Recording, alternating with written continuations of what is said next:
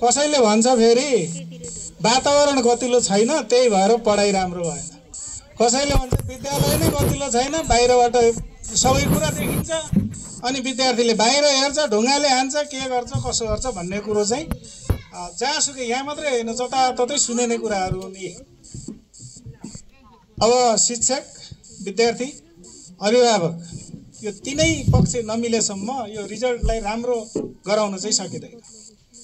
पढेर उत्तर पुस्तिकामा लेखेर राम्रो लेखेर दिने भनेको मुख्य भूमिका भनेको विद्यार्थीको।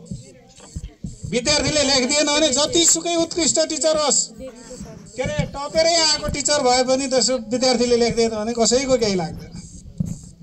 विद्यार्थी भाइ बहिनी जम्मा 8 घण्टा चाहिँ विद्यालयमा हुन्छन्। 8 घण्टा हुन्छन् कि 6 घण्टा?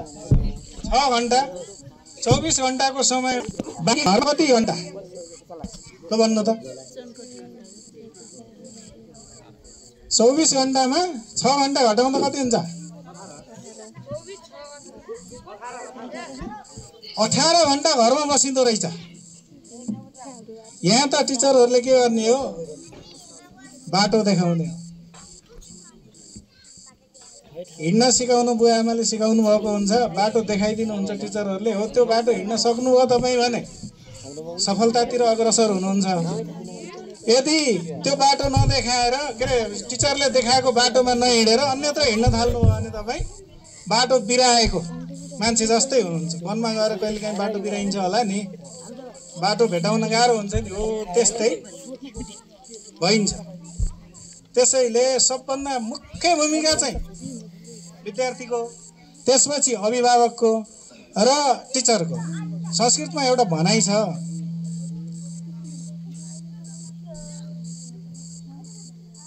के अरे विद्वान चाहिँ मलाई ठ्याक्कै आएन है, त्यसको अर्थ भन्छु म। विद्वान सर्वत्र पुजिन्छ अरे, चाहे त्यो प्रधानमन्त्री होस् राजा होस् जोसुकै होस्, त्यो आफ्नो देशमा मात्रै पुजिने।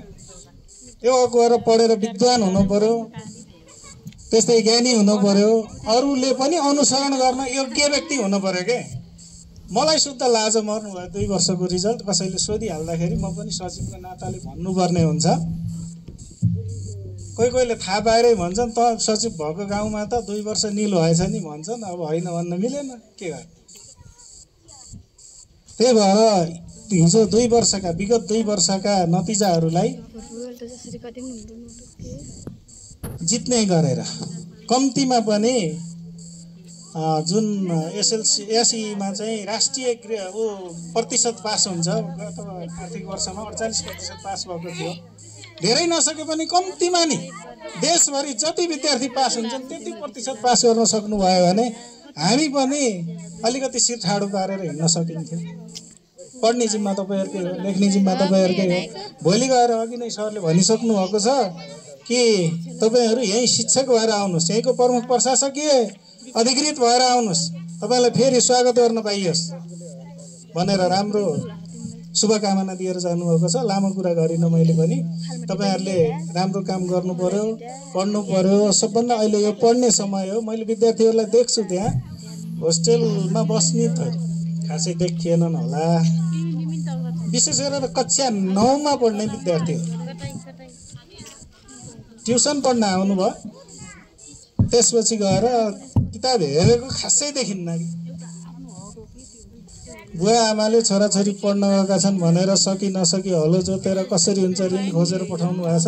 तर विद्यार्थी भाइ बहिनीहरू खेलेर बस्नुहुन्छ। देख्दिन भने नि देख्न पर्छ के गर्ने। त्यो गएर तपाईँको पनि अर्को वर्ष यसरी आउँदैछ 9 कक्षा पढ्ने विद्यार्थी भाइ बहिनीहरूको अहिलेदेखि तयारी गर्नुहोस्, राम्रो गर्नुहोस्।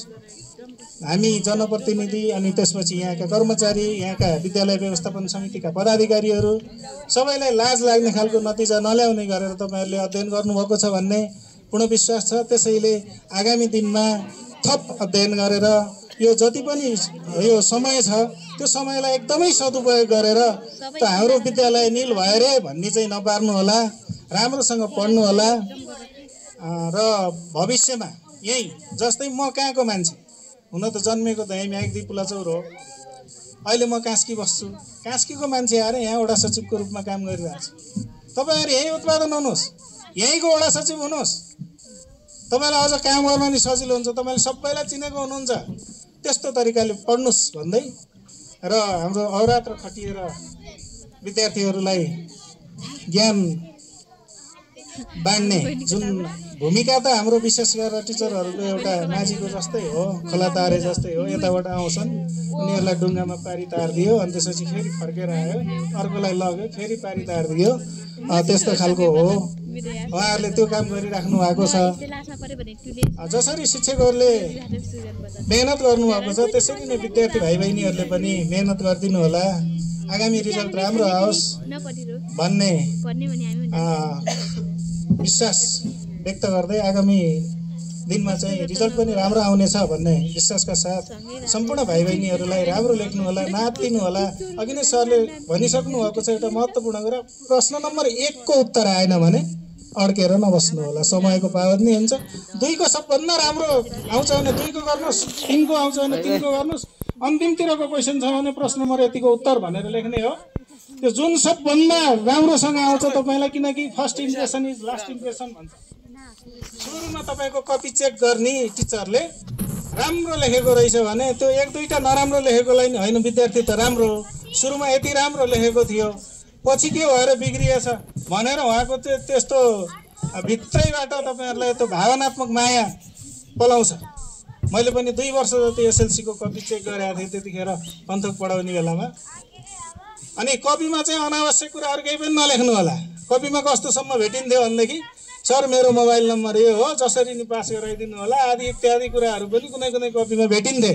त्यस्तो लेख्नु भयो भने टिचरको मानसिकता नेगेटिभ हुन्छ, अनि त्यसपछि तपाईँ पास हुने पनि फेल हुन सक्नुहुन्छ, झन् उल्टो अर्थ लाग्छ त्यसले। त्यो भएको भएर त्यस्तो काम कहिल्यै पनि नगर्नु होला र सबैले उत्कृष्ट परीक्षा दिएर उत्कृष्ट नतिजा ल्याउनुहोस् भन्दै आजको यस शुभकामना मन्तव्य अन्त्य गर्दछु। हस्त, धन्यवाद, नमस्कार।